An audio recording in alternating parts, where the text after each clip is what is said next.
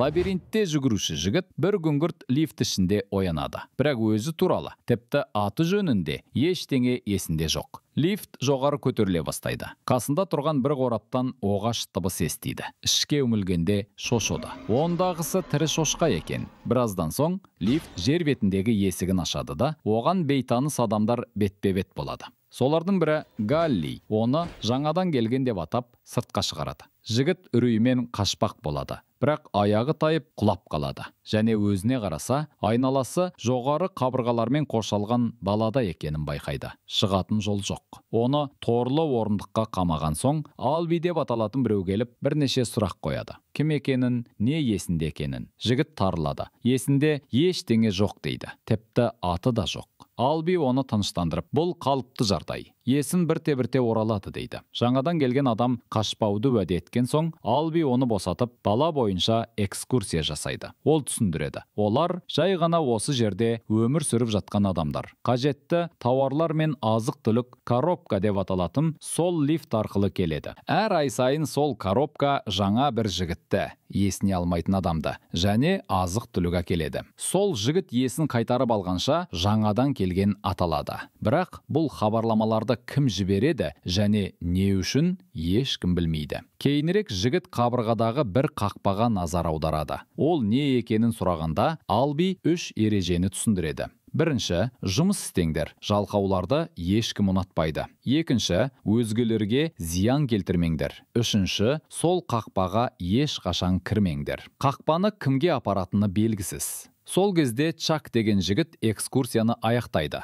Бірақ жаңадан келген қақпасқа жақындағысы келеді. Сол сәтте Бен мен Минхо шыға келеді. Жігіт таң қалады. Өйткені ол қақпа тұрғындарға тыйым салынған жер деп білген. Чак түсіндіреді. Тек таңдалғандар ғана сол жерге кіреді. Оларды жүгірушілер дейді. Жігіт қақпаға жақындағанда Галли шығып, оны итеріп, 3-ші ережені еске салады. Жігіт түсіндіру талап еткенде, айналасындағылар жақтап, сабырға шақырып басады. Тап сол уақытта сырттан оғаш дыбыс естіледі. Және қақпа күрт жабылады. Кешке жаңадан келгенді қарсы алу үшін кешкі той ұйымдастырылады. Ньют атты жігіт оған лабиринттің сыртында үлкен лабиринт бар екенін, әр таң сайын жүгірушілер сол лабиринтке шығып, оның картасын жасауға тырысатынын айтады. Бірақ Ньюттың айтуынша, олар 3 жылдан бері жол іздеп келеді. Нәтижесіз. Лабиринт әр түн сайын өзгеріп отырады. Сондықтан олар үшін задача одан сайын күрделенеді. Егер жүгірушілер қақпа жабылғанша оралмаса, лабиринтте қалады. Әрі түнде ешкім аман қалмаған. Себебі сол жерде гриверлер деп аталатын жыртқыштар тіршілік етеді. Қалай көрінетіндерін ешкім білмейді. Себебі олармен кездескен соң ешкім қайтпаған. Жігіт жүгіруші болғысы келетінін айтады. Бірақ Ньют жүгірушілерді арнайы таңдайды. Бәрі бірдей бола алмайды дейді. Сөйтіп жүргенде Галли оны кездейсоқ итеріп қояды. Олардың арасында күрес басталады. Қарапайым ережесі. Кім бірінші қарсыласын шеңберден лақтырса, сол жеңеді. Бойда-бой жарыс басталып, Галли Томасты есеңгіретіп мазақтайды. Сопляк деп атайды. Күрестің соңында Томас Галлиді жерге қоя алады. Барлығы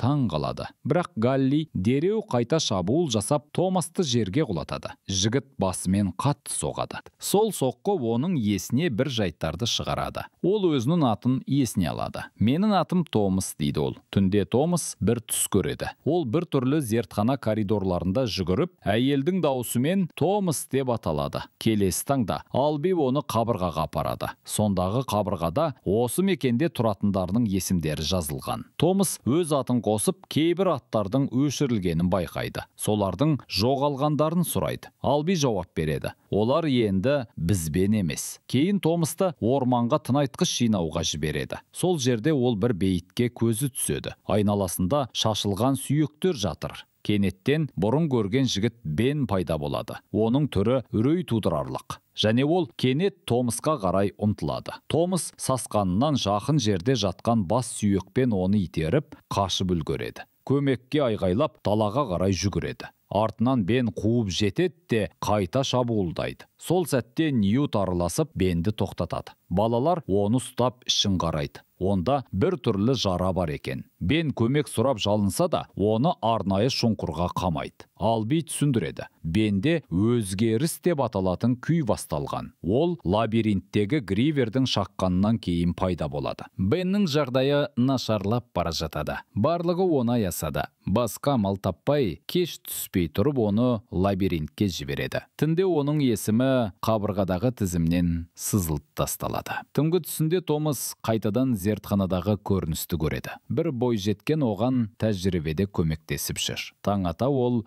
Албидің лабиринтке қарай бара жатқанын байқайды. Ал ол бегун емес. Ньют түсіндіреді. Алби Беннің қалай жараланғанын анықтау үшін ізін қуып кеткен. Сондай-ақ ол алғаш болып осы алқапқа келген адам екенін және бір ай бойы жалғыз өмір сүргенін айтып береді. Тек содан кейін ғана қорап екінші адамды жеткізген. Күн жылжып барады. Ал Алби мен бегундар әлі жоқ. Қақпа жабылуға аз қалғанда бәрі бір жігітті көреді. Ол Минхо, арқасында жаралы Албимен келе жатыр. Бірақ қақпа жабылуға шақ қалғанда екеуі үлгермейтіні анық болады. Сол сәтте Томас ойланып тұрмай лабиринтке қарай жүгіреді. Дәл соңғы секундта ішке кіріп үлгереді. Ішке енген соң ол Албиді қарап оның шаққанын түсінеді. Минхо амалсыз оны есінен тандырыпты. Кенет алыстан қорқынышты дыбыс естіледі. Демек Гриверлер жақындап келеді. Минхо тұғылуға жер жоқ дейді. Бірақ Томас қабырғадан ілініп тұрған шырмауықты байқап, Албиді соның арасына көтеріп жасырмақ болады. Олар Албиді жоғары тарту жатқанда жақын маңнан Гривер пайда болады. Минхо қорқып жүгіріп кетеді. Томас жалғыз қалады. Албидің құлап кетпеуі үшін арқанды ұстап, өзі жапырақтардың арасына тығылады. Гривер оның жанынан өтіп кетеді, байқамай. Томас сол сәтте оның жартылай темір, жартылай тірі жаратылыс екенін байқайды. Сәлден соң ол арқанды қайта бекітпек болады. Бірақ Гривер қайта оралады. Томас жасарынып үлгереді. Бірақ дәл үстінен бір тамшы қою сұйықтық тамады.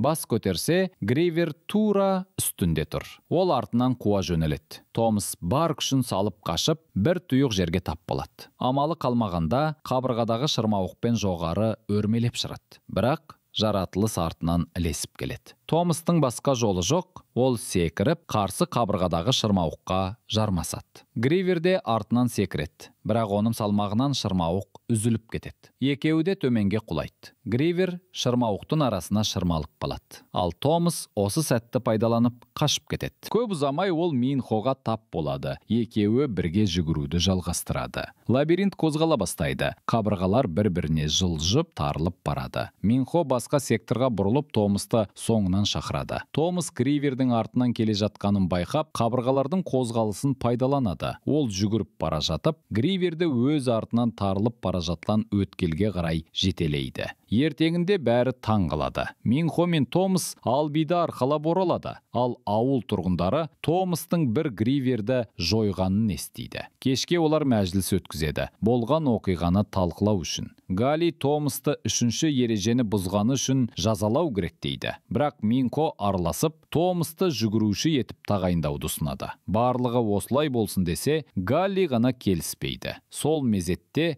қорап күтпеген жерден көтеріле бастайды. Бұрынғынан ертерек. Ашса, ішінде азық-түліктер жоқ. Кек бір бейсаналы қыз жатыр. Ньют оның қолынан қағаз табады. Ол бәрінің ішіндегі соңғысы деп жазылған. Қыз аздан кейін ес-түссіз арманнан оянып, Томастың атын атайды. Бірақ қайтадан есінен танып қалады. Оны алаңдағы шалашқа алып барады. Кейін Томас Минхоға айтып лабиринтке қайта кіруге шақырады. Енді олар жауапты сол жерде іздейтінін айтады. Ол, қазір біз білеміз, онда аман қалу мүмкін дейді. Келесі сәтте Минхо Томасты шақырады да, 3 жүгірушіні қосып әкеледі. Олар бірге кедергілерге төтеп беру үшін. 5 жігіт бірге лабиринтке жүгіріп, қабырғалар арасында қысылып қалған Гриверді табады. Минхо оған тиеді, жанары қозғалып қалады. Бірақ бұл рефлекс тәрізді әсер ғана болған екен. Команда механикалық жаратылыстың бір аяғын алып, онда жарқырап тұрған құрылғы табады. Содан кейін сол құрылғыны алаңға алып қайтады. Шалашта олар құрылғыны зерттеп, ондағы 4 әріпті байқайды. Дәл солар қораптан келетін жабдықтардағы белгілерге сай. Олар түйін жасайды. Оларды осында жібергендер, Гриверларды да жасаған болуы мүмкін. Томас жауаптарды іздеуді лабиринтте жалғастырғысы келеді.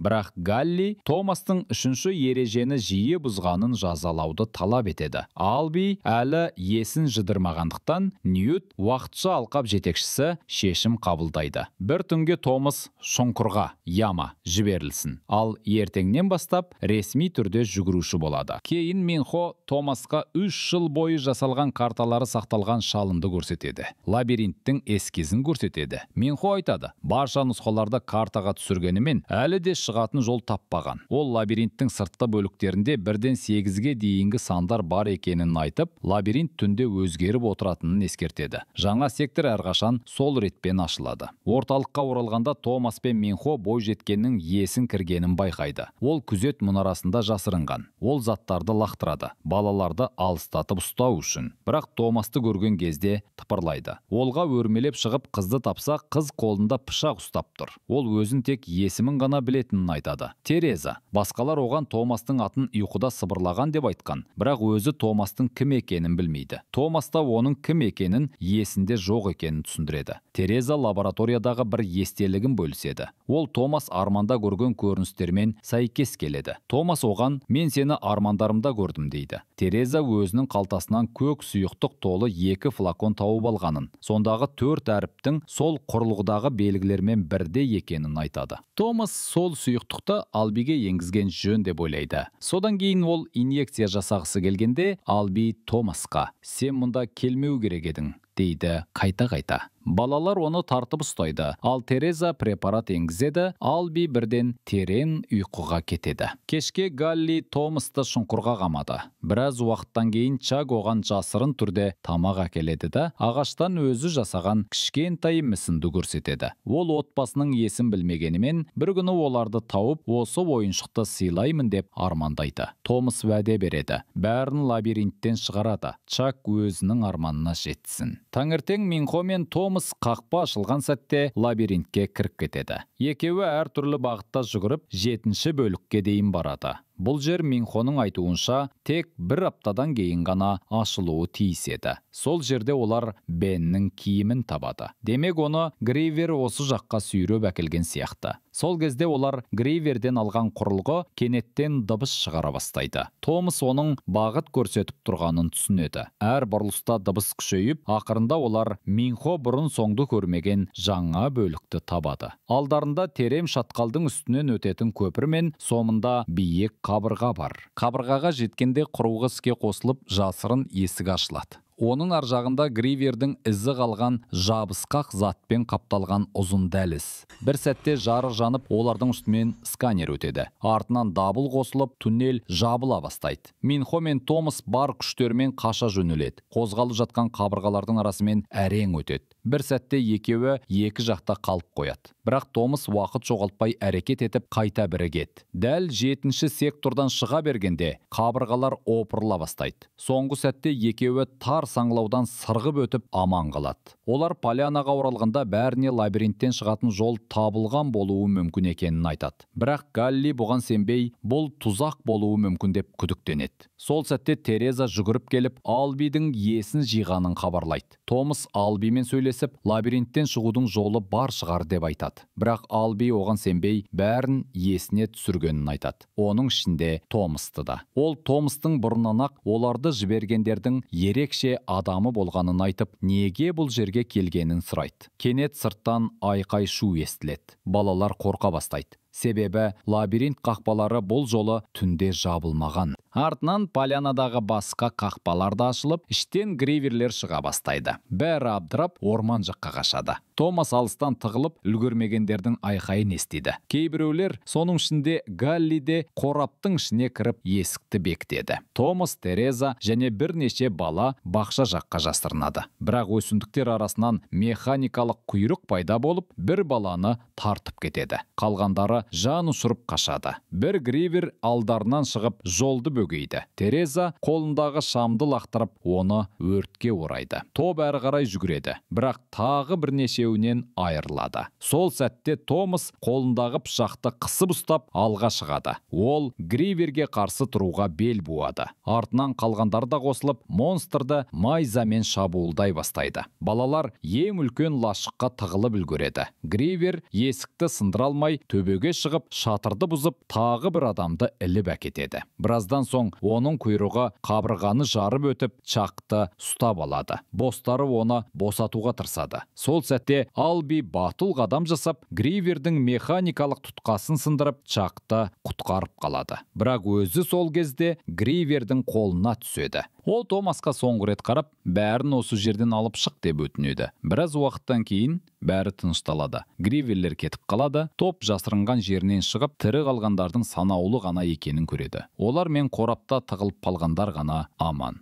Сол сәтте Галли Томасқа келіп, болғанның бәрі сенің кесірінен деп айыптайды. Томас бәрін есіне түсіру үшін Алби бұрын кесіп алған Гривердің инесінен удың үлгісін өзіне егеді. Бір сәтте оның көзі қарауытып, есінен танып қалады. Түсінде ол қайтадан зертхананы, Терезаны, бейтаныс әйелді және капсулада жатқан Поляна тұрғындарын көреді. Оянғанда өзіне таныс шұңқырда қасында Тереза бар екенін байқайды. Біраздан кейін Ньют, Минхо және Чак келеді. Олар Галлидің билікті өз қолына алғанын, әрі бәрін Томас кінәлі деп сендіргенін айтады. Бірақ Томас күтпеген жерден Галлимен келісіп, «Иә, менде де кінә бар шығар» дейді. Ол есіне түскен біраз нәрсені айтып береді. Сөйтсе 4 әріптен тұратын компания оларды бақылау үшін сынақ жүргізіп отырған екен. Әр адамды бірінен соң бірін лабиринтке жіберіп, олардың әрекеттерін бақылап отырған. Томас пен Тереза сол компанияда жұмыс істеп, осы экспериментке қатысқандардың бірі болған. Бірақ кейін өздері де сынақтың бір бөлігіне айналған.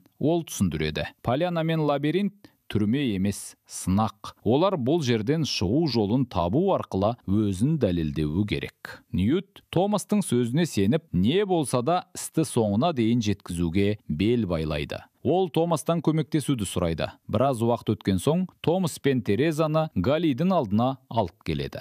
Сол кезде Галли қабырғадағы олардың аттарын сызып тастап жатады. Ол екеуін лабиринтке лақтырмақ болады. Бірақ кейбір балалар бұған қарсы. Олар Томастың шын мәнінде жолды білуі мүмкін екенін айтады. Сол сәттегі қысқа тыныштықты пайдаланып, Томас күзетшілерді сескендіріп, жағдайды өз қолына алады. Минхо Галлиді пышақпен ұстап тұрып, Томас бәріне: «Біз кетеміз. Қалғысы келмейтіндер қалсын, қалғандары бізбен» дейді. Балалардың жартысы Томасқа ілеседі, ал Галли артта қалады. Ұзақ жүгірістен кейін топ 7-ші бөлікке жетіп, түнелді күзетіп тұрған Гриверді көреді. Олар көпір бойымен жүгіріп, жыртқышқа қарсы шабуыл жасайды. Майзалар мен пышақтармен қоршап алады. Бір сәтте Гривер бір баланы көпірден итеріп жібереді. Сол қақтырыс кезінде Тереза механикалық аяқты соғып, байқамай Чактың қолындағы құрылғыны ұшырып алады. Чак оны іліп алмақ болып, көпірдің шетіне дейін жүгіріп барады. Сол кезде астынан екінші Гривер көтеріліп келе жатқанын көреді. Абырой болғанда Тереза оны тартып үлгереді. Осы кезде топ бар күшін жинап, алғашқы Гриверді құзға құлатып тастайды. Бірақ көпірге тағы екеуі шығып келеді. Қалғандары оларды ұстап тұрып, Тереза мен Чак құрылғыны есікке жеткізеді. Ішке кіргенде тағы бір есік шығады. Бірақ оны ашу үшін 8 таңбалы код қажет. Томас бірден түсінеді. Бұл лабиринт бөліктерінің реттік нөмірлері. Минхо кодты айта бастайды. Бірақ дәл сол сәтте үстінен тағы бір Гривер секіріп түседі. Бір бала оны тоқтату үшін өзін құрбан етеді. Минхо тізбекті аяқтап, есік ашылады. Туннелдің қабырғалары қайта қозғала бастайды. Ал соңғы сәтте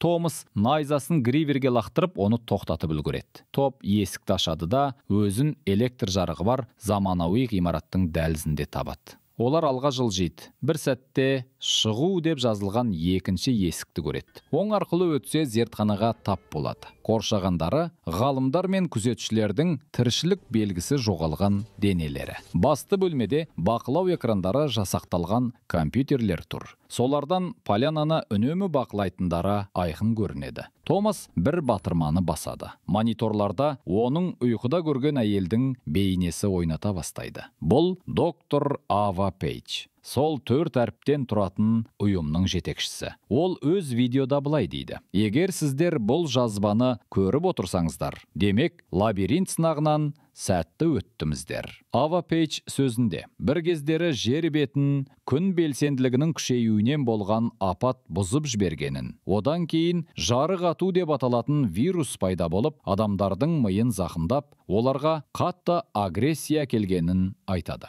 Ал кейін адамдардың бір бөлігі иммунитет тапқыз. Ғалымдар соларды зерттеп еміздеуге тырысқан. Сол адамдарда қатаң жағдайларға тіреріп, поляна секілді жерлерге орналастырып, ми әрекетін бақылаған. Кейбір адамдар мұндай әдісті қолдамаса да, ұйым жасырын әрекет еткен. Бейне сөзінің соңында Ава Эргулі сынақтарға қатысқандарына кешірім сұрайды. Топ видеоны өңдегенде кенет есік ашылады. Олар сасиды да, артқы жағына төңкеріліп қараса, Галли тұрып қалады. Тереза байқайды, ол да шаққан. Галли сыртта аман қалу мүмкін емес. Біз полянаға оралуымыз керек дейді. Бірақ Томас бұған көнбейді. Сол сәтте Галли Томасқа оқ атқанда, Минхо найза лақтырып қарсы шабуылды жасайды. Өкінішке қарай оқ жолда Чакқа тиді. Чак Томасқа ағаштан өз қолымен жасаған ойыншықты береді. Ата-анасына сыйламақ болғанын айтады. Сонан соң ол тыныс таппай жорық жолысып қалады. Томас досының ауыр халін көріп қиналады. Сол кезде қарулы адамдар топты зертханадан эвакуациялауға келеді. Солдаттар оларды тікұшаққа отырғызып ұшырады. Тікұшақта Томас есінен танып қалады. Сол сәттегі түсінде карантин аймағында жүздеген адам қайғырып жылады. Соның ішінде әйел ұлын қоштасып, сол баланы солдаттарға тапсырады. Сол бала пойызбен басқа жерге айдалады. Ал доктор Ава барлығы дұрыс болады дейді. Сол бала Томас өзі болып шығады. Келесі көріністе Ава Пейдж қалыптасқан видео жалған екенін білінеді. Ол тірі екеніне күмән қалдырмайды. Ава әріптестеріне Томастың ұйымның қақпанына түскені туралы хабарлайды. Енді екінші фазасы басталады дейді. Қанша уақыт өтпей, Томас оянып, тікұшақ шөлде қонады. Топ Кренки деп аталатын зомби тәрізді тіршілік иелермен бетпе-бет келеді. Бұлар бұрын вирус жұқтырған адамдар. Солдаттар оларды жауып, кейіпкерлерді ортадағы үлкен кешенге ертіп әкеледі. Кешен ішінде олар Дженсенмен кездеседі. Ол өздерін паналаушы мекеме жетекшісі екенін айтады. Томас пен достары иммунитет қолдаушылары болғандықтан ұйымның мақсат нысаны деп жарияланады. Бірақ қазір олар қауіпсіз жерде. Оларды медицина бөлімшесіне әкеліп, витамин инъекциялар жасалып, толық тексеруден өткізеді. Томас Терезаның дәрігер Кроуфордтың ерекше ем алып жатқанын байқайды. Кейінірек Дженсен Томаспен сөйлеседі. Оның қандай жақта екенін анықтауға тырысады. Томас жауап береді. Ол Ава Пейдж үшін жұмыс істегенін ғана еске түсіреді. Бірақ оның нақты қандай қызмет атқарғаны әлі күнге белгісіз. Әңгімеден соң Томасты асханаға апарады. Минхо ол жерге келіп, шын мәнінде бірнеше лабиринт болғанын, бұлардағы адамдардың бәрі аман қалғандар екенін айтады. Ол Томасты бір жігітпен таныстырады. Оның айтуынша, командалары мұнда таяу күндері келген. Ал ең ұзақ уақыт бүгінгілердің арасында Эрис атты жігіт. Ол негізінен қыздар тұрған лабиринттен келген. Ол мұнда бір аптадай болған. Асханаға Дженсен кіреді де тізім оқиды. Оларды тыныш әрі қауіпсіз жерге көшіруді жоспарлап отырғандарын айтты. Томас коридордан доктор Кроуфордпен бірге келе жатқан Терезаны байқап қалады. Және артынан қумағысы келеді, бірақ күзет оны тоқтатады. Түнде Томас қараңғыда сыбыр естиді. Бұл Эрис екен. Вентиляция арқылы оның жанында пайда болып артынан шақырады. Олар тар түнелдермен жылжып, торлы есіктің алдына келеді. Тор ар жағынан доктор Кроуфорд пен оның ассистенттері бір адамның денесін көлікте апара жатқанын көреді. Эрис түсіндіреді. Әр түн сайын жаңа адамдар әкелінеді. Бірақ олардың еш қайсысы қайта оралмайды. Келесі күні түскі ас кезінде Дженсен қайта шақырып, көшірілуге дайындалу керектігін хабарлайды. Томас қайта қудалайды, бірақ күзет оны тоқтатады, және бұл жолы қарсылық көрсетеді. Дженсен асханаға кіріп, бәрін бөлмелеріне жіберуді бұйырады. Бөлмеде Томас достарына мойындап айтады. Ол сол шабуыл сахнаны әдейі ұйымдастырып, күзетшінің пропускысын ұрламақ болған. Ол бұл жерде не болып жатқанын анықтамақ. Ньют, сен тым асыра сілтеп жатырсың. Мен сен Дженсенға берген тамағы мен баспанасына да ризашыл болуың керек дейді. Сол сәтте Эрис қайта вентиляция арқылы келді, және Томас бірге шығады. Олар зертхананың жұмбақ дәлізіне жетеді. Томас ұрланған пропускпен есікті ашады. Ішінде гриверлардың резервуарлары, сол лабиринттегі тіршілік иелері, ал басқа бөлмеде қауіпсіз жерге көшіру деп айтылған адамдар. Олар ес-түссіз аппаратураға қосылған. Олардың денесінен көк сұйықтық алынып жатыр.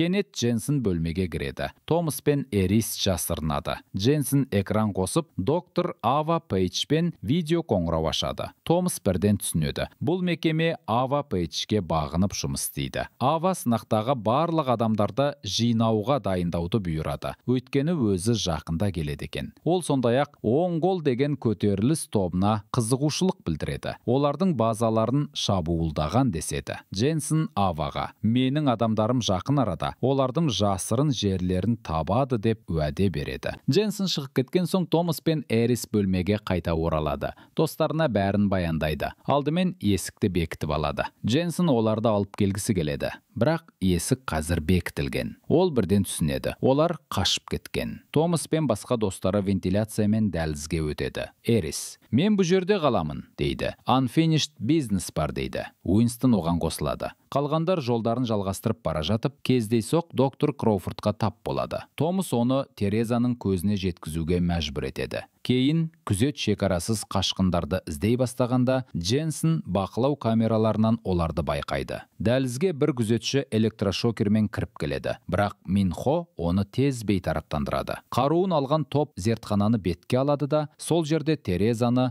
аурухана төсегінде табады. Күзетшілер жақындаған соң балалар үстелмен есікті бекітіп, терезені тесіп, сол арқылы сыртқа шығуға тырысады. Шығу жақында тағы бір күзетші тұрады. Томас оны дереу есінен айырады. Олар жүгіріп, есігі жабық бөлмеге келеді. Пропускімен аша алмайды. Сол кезде Дженсен мен оның адамдары Томас пен достарының соңынан жетеді. Дженсен айтады: бұл кешеннен шыққандарыңда тірі қалмауың мүмкін. Сол мезетте Эрис пен Уинстон қашқындар осында деп есікті ашады. Томас қарсы жаққа көз салып, күзетшілерді атыстармен алаңдатып, достарына сол өңірге сырғып өтуге мүмкіндік береді. Өз-өзі де есіктен өткен соң, Эрис бірден құлыпты сындырады. Қалғандары қару алып басты қақпаға қарай қашады. Сыртта құмды дауыл соғып тұр, бірақ олар сол дауыл көмегімен із жоғалтырады. Ұзақ жылжудан кейін топ тасталған ғимаратты байқайды да, түнге сонда тоқтайды. Таңда правай рука тобының іздері барын көреді. Кімдегім бұған дейін осында келген. Олар іздерді қуа жүріп, қоймаға толы запас көріп қалады. Қажетті заттарды алып, топ бөлінеді. Бір бөлмеде Томас пен Минхо біреудің денесін табады және генераторға қосылған кабельдерді байқайды. Минхо генераторды қосып, ғимарат жарықпен толады. Бірақ сол мезетте жұқтырғандар пайда болады. Минхо олардың бірін құлатып, қалғандары бөлмеге кіріп, есікті бітеп, жиһазбен бекітеді. Бірақ ішінде де жұқтырғандар бары анықталады. Дуэт қайта қаша жөнеледі, топпен қосылады. Барлығы ғимараттан шықпақ. Эрис питамен кедергі жасаса, Тереза балғамен шабуылдайды. Біреу екпінмен терезеден кірген жұқтырған адам Ньютты құлатып жібереді. Достары қарсылық көрсетіп оны құтқарады. Топ мұқият өтетін тар өткел табады. Бірақ соңғы есік жабық. Бөлмедегілер есікті ашуға тырысса, Уинстон дәлізде жұқтырғандарды тежеп қалады. Оқ атып бірнешеуін тоқтатады. Ақырында есік ашылып, топ ішке кіреді. Бірақ Уинстонды жұқтырғандар ұстап қалады. Ішінен ауыр жара алады. Дегенмен достары оны алып қашады. Кейінде олар қауіпсіз жер тауып, түнге сол жерде қалып, таңертең жан-жақты қарап шығады. Келесі қадамдарын шешеді. Таң ата олар қираған қалада тұр. Кенет Томас ұшақ дыбысын естіп, қайта жасырынуды бұйырады.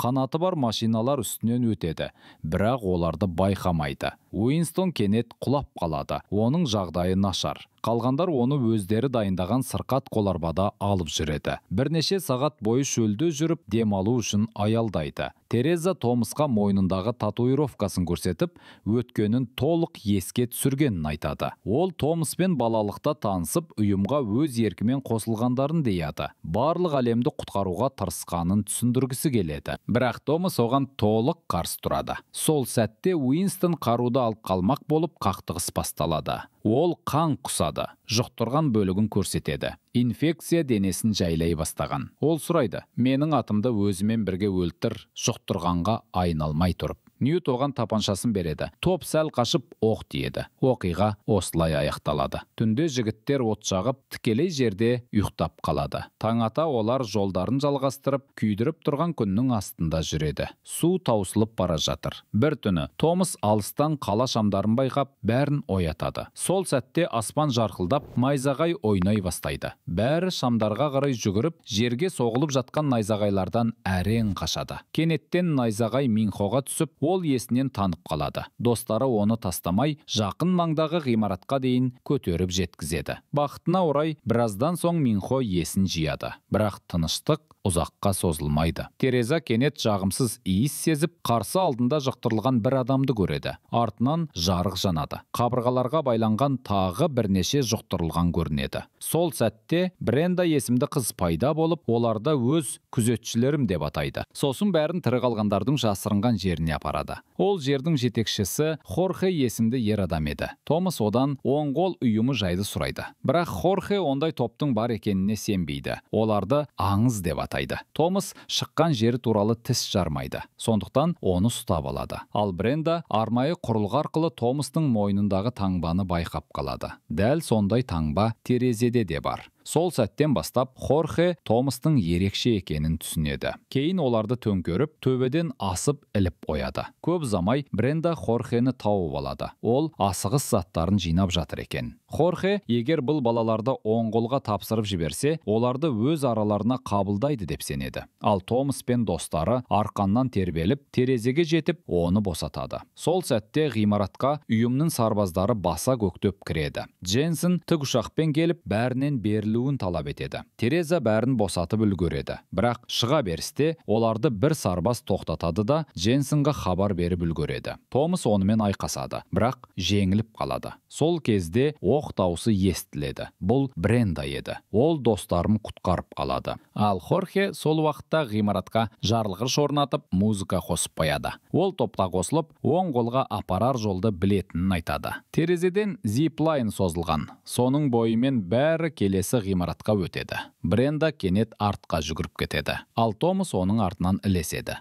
Қыз өзіне қымбат бір затын алуға қайта оралған екен. Сол сәтте сарбаздар жетіп келеді. Бренда атысып оларға қарсы тұрып, Томасқа қашуға мүмкіндік береді. Екеуі темір арқалықтың үстімен өтіп төменге түседі. Музыка тоқтай салысымен Хорхенің жарылысы іске қосылады. Қуатты жарылыс күзетшілерді жойып жібереді. Ғимарат қирай бастайды. Ал Томас пен Бренда тростар арқылы лифт шахтасына түсіп үлгереді. Бірақ жол жабық. Шығудың жалғыз амалы кәріз арқылы өту. Біраз адасқаннан кейін олар қабырғаларда шырмап өскен бір түрлі өсімдікті көреді. Сол жерде жұқтырылғандардың бірі тірі егеу құйрықты ұстап жеп жатқанын байқайды. Кенет осындайлардан тұтас топ пайда болады. Екеуі қашуға мәжбүр болады. Қараңғылықта қуғын басталып, олар қираған ғимараттың шетіне шығады. Жұқтырылғандар соңдарынан қалмайды. Сондықтан Томас пен Бренда жоғары қарай өрмелейді. Бренда темір сырықпен біреуін итеріп жібереді. Бірақ өзі әйнек терезенің үстіне құлап, әйнек сықырлай бастайды. Томас оны құтқаруға ұмтылғанда тағы бір жұқтырылған шабуылдайды. Томас Бренданы ұстап алып, әйнекті сындырып, шабуылдағанды төменге құлатады. Ақыры екеуі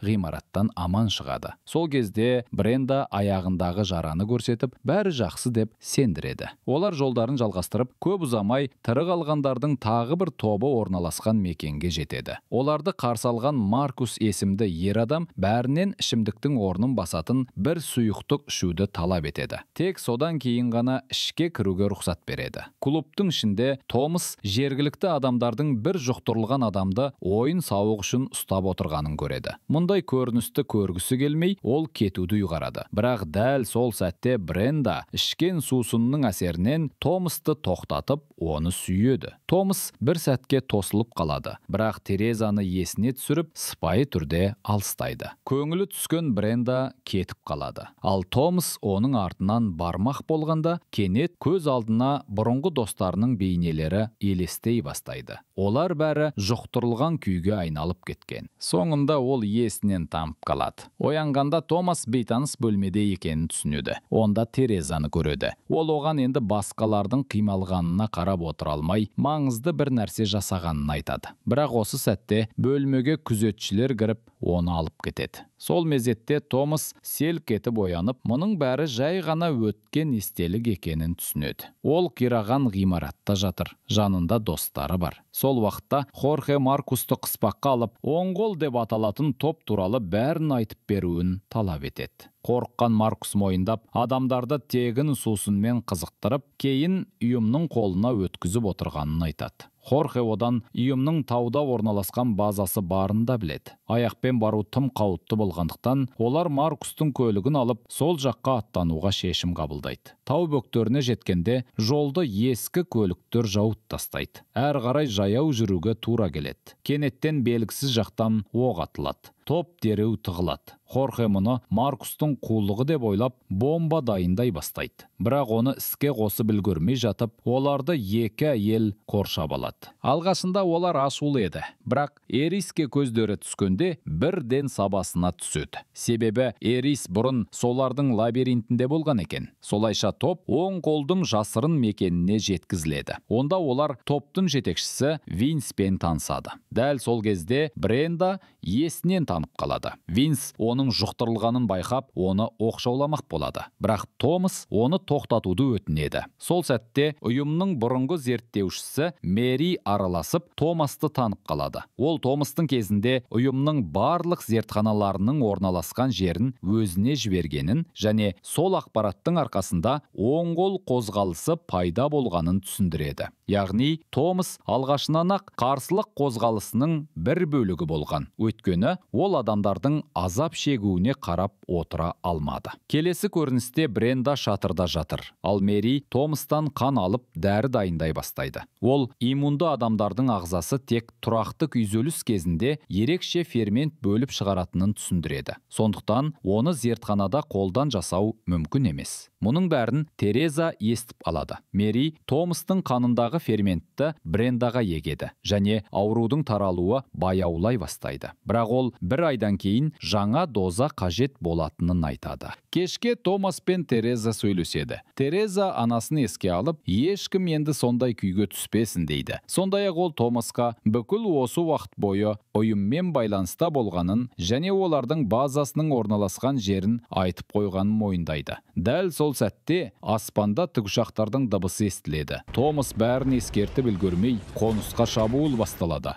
Қарсылық мүшелері асығыс қашып, сарбаздар олардың артынан қуалайды. Барынша көп адамды есінен тандыруға тырысады. Винс пен бірнеше сарбаз шегінбей қарсы шабуыл жасайды. Оларға Минхо, Ньют және Эрис қосылады. Томас Бренданың шатырын өрт шарпығанын көреді. Бірақ бақытымызға орай ол аман. Сол кезде бір сарбаз жарықшу гранатасын лақтырып, бәрін уақытша есеңгіретеді. Хорхе Томасқа қашайық деп айтады. Бірақ Томас басын шайқап өзі қалатынын және Бренда мен Хорхеден кетулерін өтінеді. Келесі көріністе сарбаздар көтерілісшілерді ұстап алады. Томас жасырынған жерінен шығып өз еркімен беріледі. Бір сәттен соң алып тікұшақпен ава келеді де барлық тұтқындарды көлікке тиеуді бұйырады. Ол Терезаны жылы қарсы алады. Сол сәтте бәрі түсінеді. Тереза бұрыннан олардың жағында болған. Ава мен Тереза бәрін ортақ игілік үшін істеп жүргендерін айтып ақталмақ болады. Бірақ дәл сол кезде Мэри пайда болып жағдай ушығып кетеді. Дженсен оған қарай оқ атады. Сарбаздар Томасты күштеп тікұшаққа алып кетпек болғанда ол Хорхе берген жарылғыш затты шығарып, егер Аваның адамдары бостарын босатпаса, бәрі өте жаман аяқталатынын ескертеді. Томастың достары да оны қолдайды. Олар енді бәрін тоқтататын сәт келгенін түсінеді. Бірақ дәл сол мезетте көкжиектен Хорхе айдап келе жатқан жүк көлігі көрінеді. Ол тікұшақты соғып өтеді.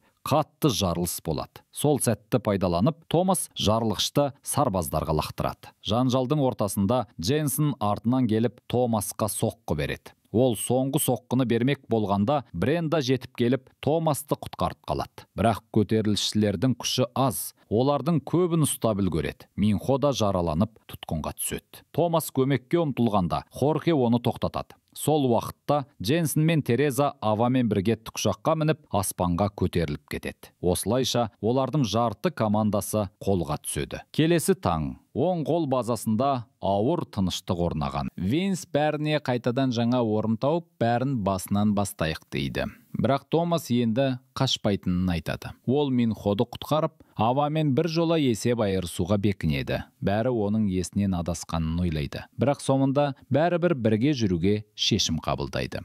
Осыдан кейін пойыз сахнасы басталады. Минхо сол пойызда тұтқында отыр. Ал оны екі жақтан, бір жағынан Хорхе мен Бренда, екінші жағынан Томас пен Винс қуып келе жатыр. Бренда пойыздың басқару кабинасына оқ атады. Машинистер дереу көмек шақырады. Вагондардан қаруланған күзетшілер жүгіріп шығып, қарсы атыс басталады. Хорхе көлікті айдап келе жатып, оқтан жалтара жүріп, ұрыс жүргізеді. Осы сәтте Винс көлікті пойыздың соңына жақындатып, Томасқа ілмек арқылы вагонға секіруге мүмкіндік береді. Винс те артынан өтпек болғанда, көліктің дөңгелегі жарылады. Ол соңғы сәтте ғана секіріп үлгереді, ал көлік қирап түседі. Кенет аспанда ұйымның ұшу құрылғысы пайда болып, Хорхе мен Бренданың көлігін нысанаға алады. Олар тез шегінуге мәжбүр болады. Осы уақытта Томас пен Винс пойыздың төбесімен жүгіріп келе жатады. Қарсы бағыттан сарбаздар ұмтылады. Винс жарылғыш орнатады, Томас оны қорғап тұрады. Бірнеше секундтан кейін қатты жарылыс болады. Пойыздың артқы бөлігі үзіліп түседі. Сол кезде Хорхе мен Бренда көліктерін тоқтатып,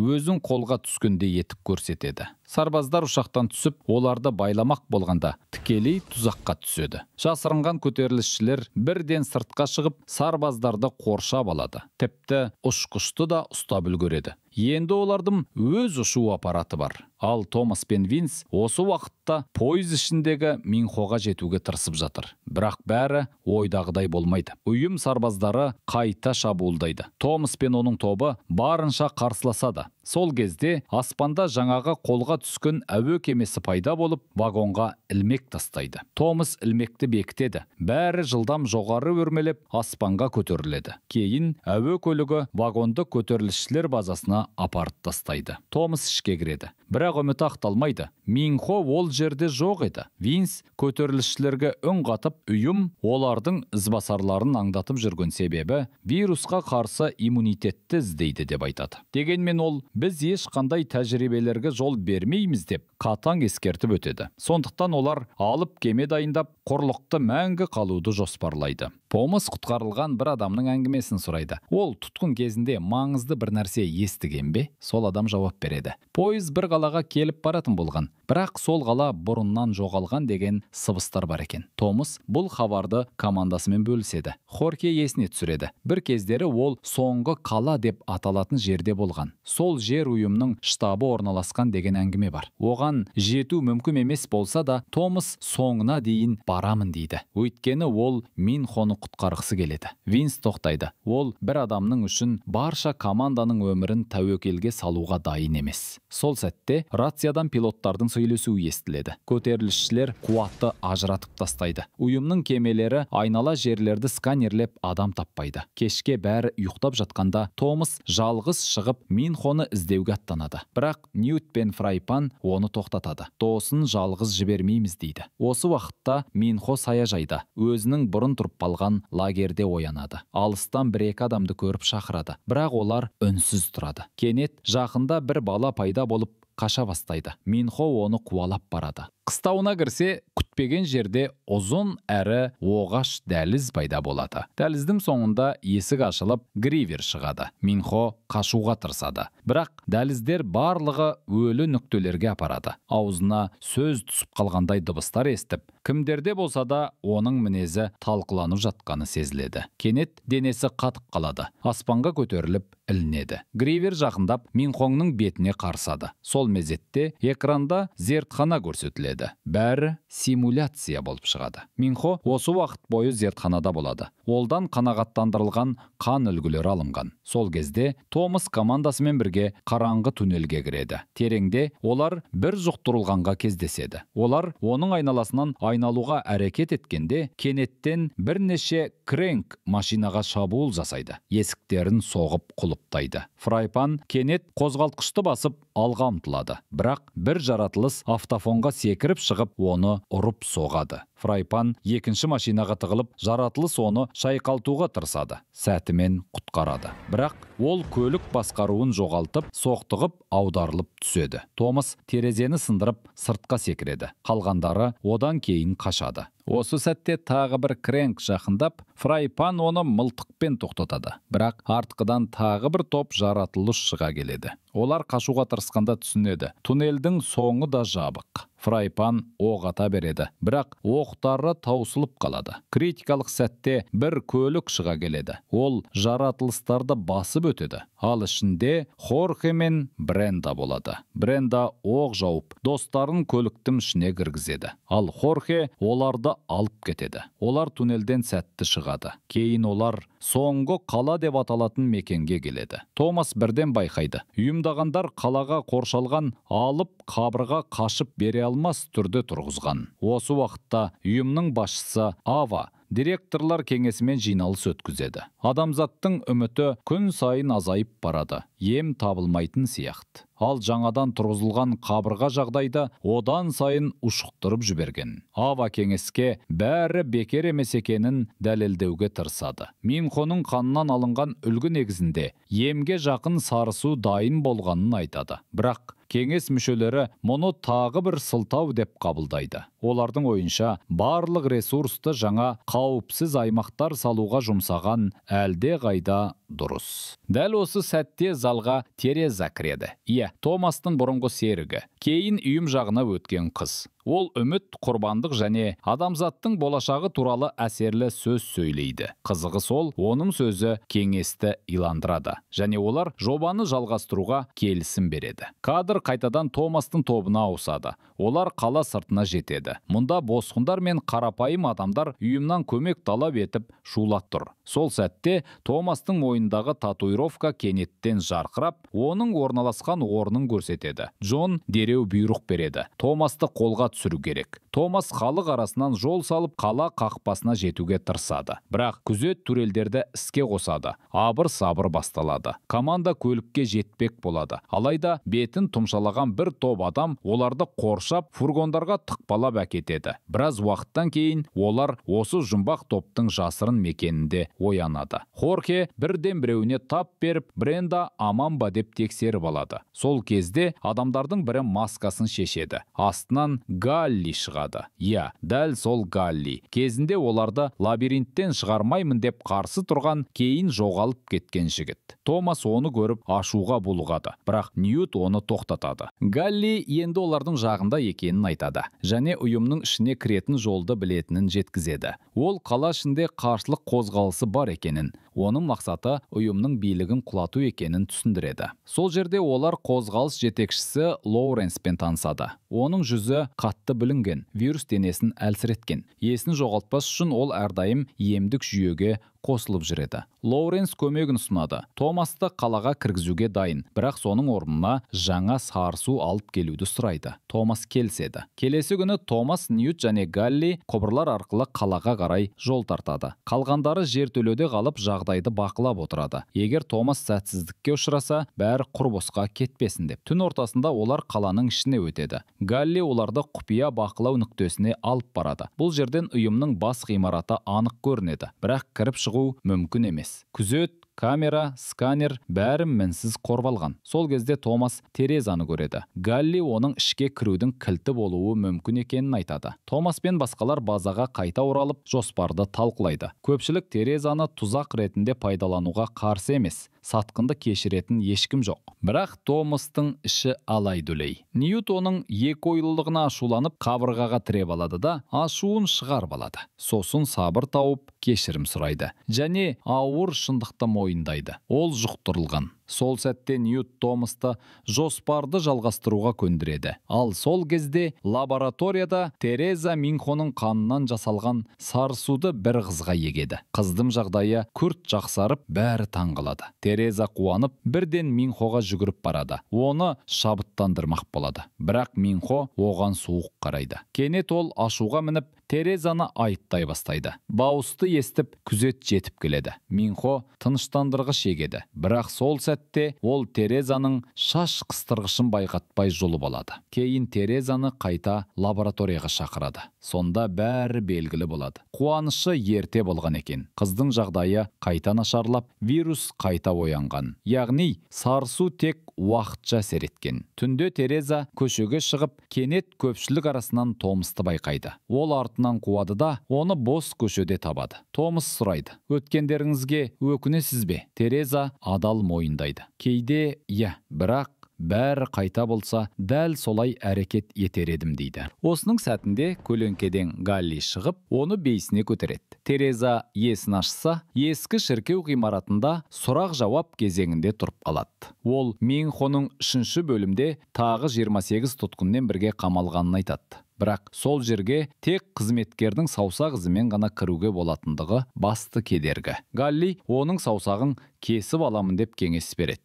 Ал Томас басқа жол іздейді. Терезадан ұйымның оларды қадағалайтын трекерлерін жоюды сұрайды. Тереза жұмыс істеп жатқанда, ол Бренданы бақылап, ол жұқтырылған бола тұра тым сау көрінеді дейді ойында. Тереза Томасқа айтады: онымен үнемі қан алмастырған шығар деп күдіктенеді. Бірақ Томас бір рет қана мұны жасадым деп жауап береді. Бірнеше ай бұрын палатада. Терезаның есептеуіне қарағанда, Бренда әлде қашан кренкқа айналуы керек еді. Бірақ Томас бұл сөзді бөліп тыңдағысы келмейді. Тереза кетер алдында Томастың қанымен таңылған бинтті жасырын ұрлап алады. Содан кейін топ сарбаз формасына киініп, Терезаның арқасында күзет назарын аудармай кешенге кіреді. Лифттің жанында Галли электр торабына құрылғы орната бастайды. Сол сәтте Ньют қатты жөтелейді. Тереза бірден оның жұқтырылғанын қарады. Галли жұмысты бітіре салысымен, Лоуренстің адамдары қала қауіпсіздік жүйесіне қол жеткізеді. Топ 3-ші бөлімге жетеді. Қауіпсіздік қызметшілерін кезбей тараптандырады да тұтқындарды босатады. Бірақ Томас Минхоны арасында көрмейді. Тереза терминалдан қарап анықтайды: Минхо ғимараттың басқа қанатындағы зертханада екен. Ол өте әлсіреген. Тағы бір сынақ оны жазықсыз жоғалтып жіберуі мүмкін. Томас пен Ньют Терезаны оны жетелеп апаруға мәжбүрлейді. Галли сол кезде Лоуренске арналған сарысуды сақтайтын қорды ашуға тырысады. Үшеуі лифтіге кіргенде,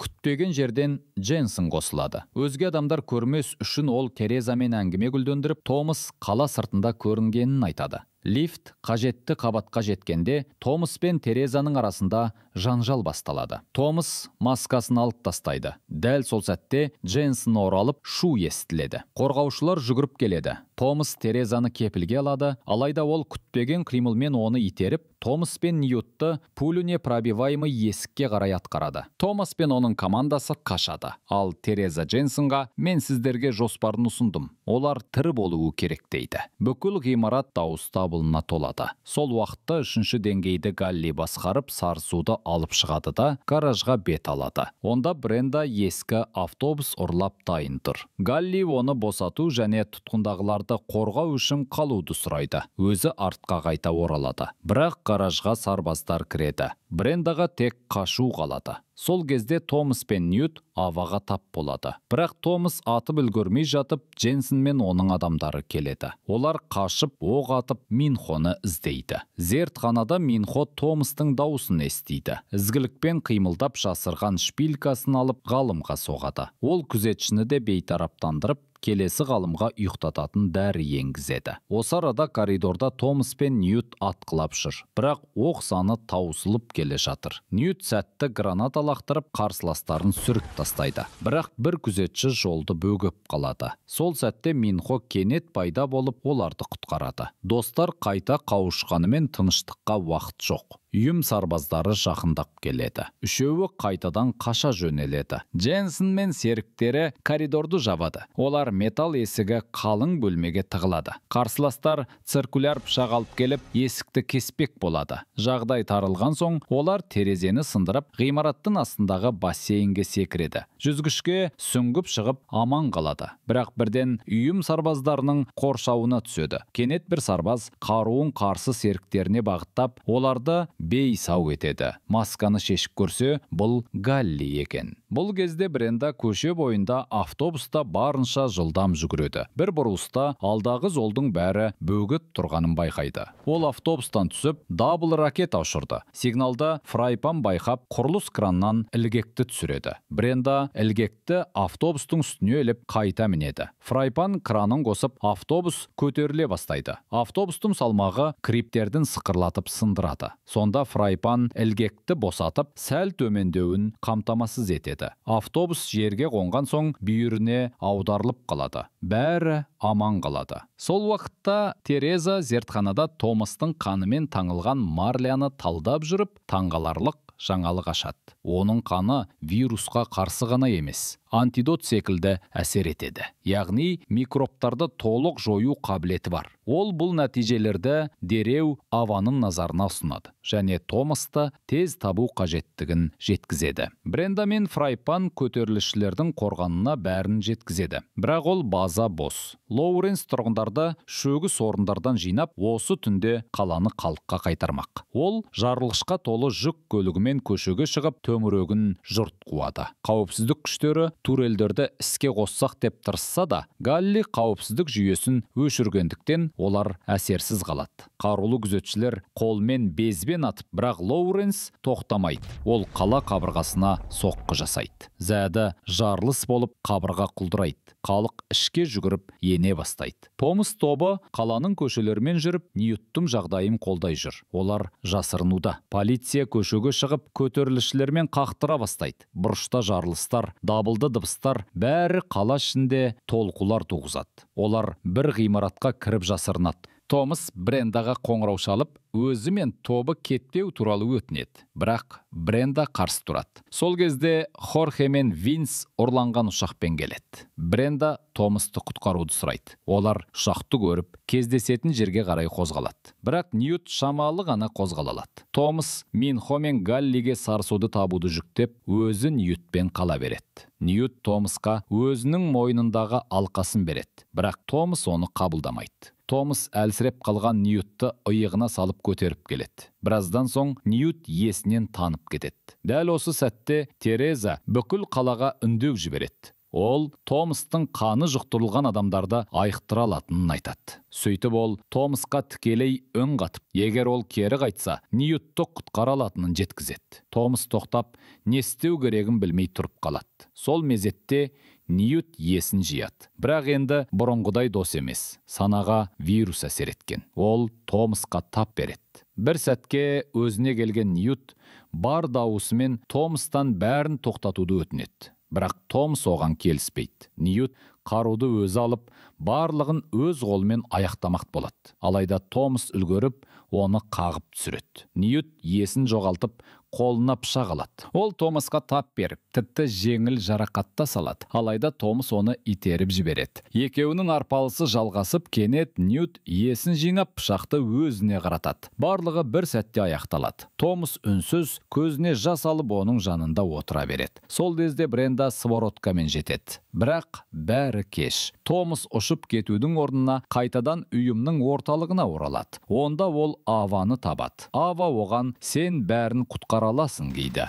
Томас қаруын тастап өзгелерді аман қалдыру үшін өзін ұсынады. Ава бұған келіскен сәтте кенет Дженсен келіп, оны тоқтатып тастайды да Томасты ұйықтатып тастайды. Оянған Томас өз-өзін зертханадағы үстелде байлаулы күйде көреді. Тереза одан қан алып, дәрі дайындауға кіріседі. Дженсен болса, бұл ем тек таңдаулы адамдарға ғана беріледі дейді. Ол өзінің де жұқтырылғанын мойындап, алғашқы дозаны өзіне егуді жоспарлайды. Бірақ дәл сол сәтте Тереза шыдай алмай, қолбаны оның басына сындырып, Томасты босатып жібереді. Дженсен есін жиып, Терезаны бөлменің арғы жағына лақтырып жібереді. Осы кезде Томас араласып, екеуінің арасында күрес басталады. Екеуі дәлізге дейін ұрысып, Дженсен қаруын суырып алады. Бірақ Дәл сол кезде көтерілісшілер зымыран жібереді. Жарылыстан ғимарат сілкінеді. Сол сәтті пайдаланып, Томас пен Тереза қашып зертханаға тығылады. Алайда Дженсен атқан оқ Томасқа тиіп кеткен. Жараланған Томасты сүйеп, Тереза зертхананың екінші жағына өтеді. Бұл бөлменің арт жағында